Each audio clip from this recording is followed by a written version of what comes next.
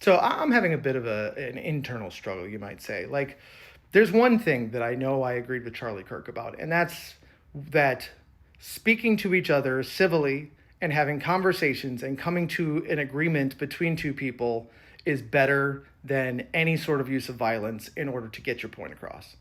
Like, I disagreed with him on so many stances. Like, he was blatantly racist and misogynist, and I think that that's not only reprehensible, but also ultimately self defeating and foolish. That's a conversation that I'm never going to have with him. But that's not the internal struggle. The internal struggle is that while I agree that talking things out is better than violence, I also look back at history and recognize that for any major change to happen, violence has to happen, or almost always happens in order to push us forward. Like the foundation of this country, the way that we separated ourselves from an authoritarian autocracy was through violence. Like we fought a war against our former country to become our own.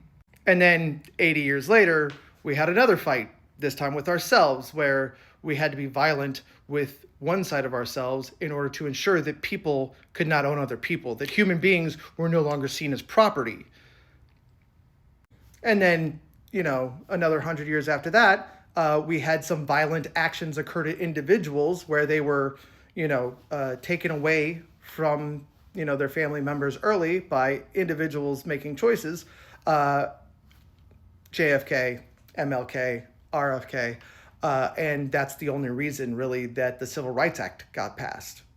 And now it seems to be ramping up again, not just what happened with Charlie last week, but the calls to action, for more violence to occur against people who disagree with the guy in office or the administration as a whole. And unfortunately, I think that kind of violence is meant to push us backwards. But me, again, understanding how history bends things, like if that violence does occur, we'll actually, and after a lot of death and disease and so much other bad stuff, we will probably move and progress forward to a more equal society afterward.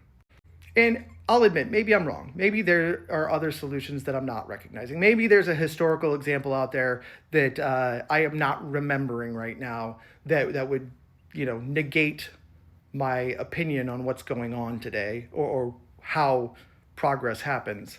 So please, if you remember any of those, leave them in the comments because I'd love to be reminded of them. But ultimately, like, am I wrong?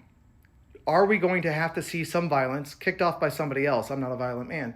But are we going to have to see violence in order to move that step forward to more equity, more equality, and more recognition of other people who, are outwardly or individually different than us as actual humans?